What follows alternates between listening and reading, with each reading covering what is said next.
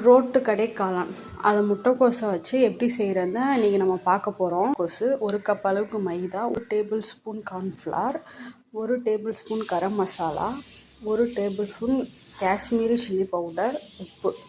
இது எல்லாத்தையுமே நல்லா மிக்ஸ் பண்ணி எடுத்துக்கோங்க. தேவைன்னா கொஞ்சோண்டு தண்ணி ஆட் பண்ணிக்கோங்க, இல்லைன்னா தண்ணி தேவையில்லை.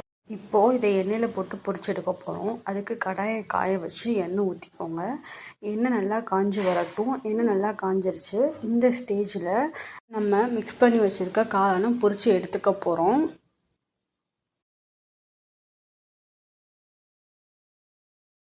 இப்போ நல்லா முட்டைக்கோஸ் பொரிஞ்சு வந்துக்கிட்டு இருக்கு. இப்போ நல்லா பொரிஞ்சிருச்சு. இது ஒரு பிளேட்டில் எடுத்து வச்சுக்கோங்க. ரிமைனிங் எல்லாத்தையும் இப்போ பொரிச்சு எடுத்து வச்சுக்கோங்க. எல்லாத்தையும் பொரித்து எடுத்து வச்சாச்சு. இதை குட்டி குட்டி பீஸாக கட் பண்ணி வச்சுக்கோங்க. இந்த மாதிரி முட்டைக்கோஸ் காளான் செய்கிறதுக்கு இப்போ நம்ம கிரேவி ரெடி பண்ண போகிறோம். அதுக்கு கடாயை காய வச்சு எண்ணெய் ஊற்றிக்கோங்க.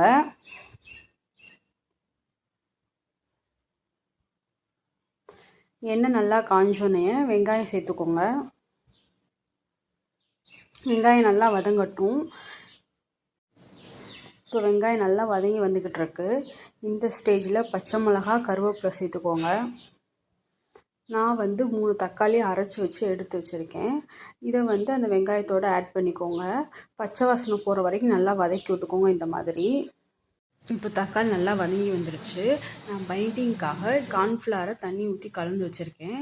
லைட்டாக உப்பு சேர்த்துட்டு இந்த கார்ன்ஃப்ளவர் கலந்து வச்சதை அதில் மிக்ஸ் பண்ணிடுங்க.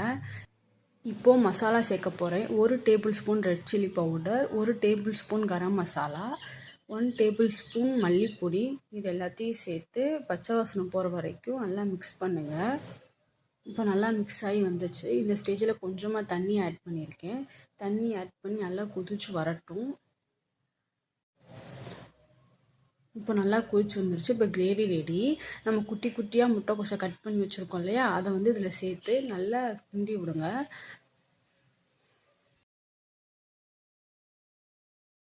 கிரேவியும் நம்ம முட்டைக்கோஸ் பொரிச்சதும் நல்லா மிக்ஸ் ஆகி வரும். இந்த மாதிரி இதாங்க ஃபைனல் ஸ்டேஜ். கடைசியாக நம்ம என்ன பண்ணால் கொஞ்சோண்டு வெங்காயமும் கொத்தமல்லியும் ஆட் பண்ணி ஸ்டவ் ஆஃப் பண்ணிடுங்க. அவ்வளோதாங்க, முட்டைக்கோஸ் காளான் ரெடி.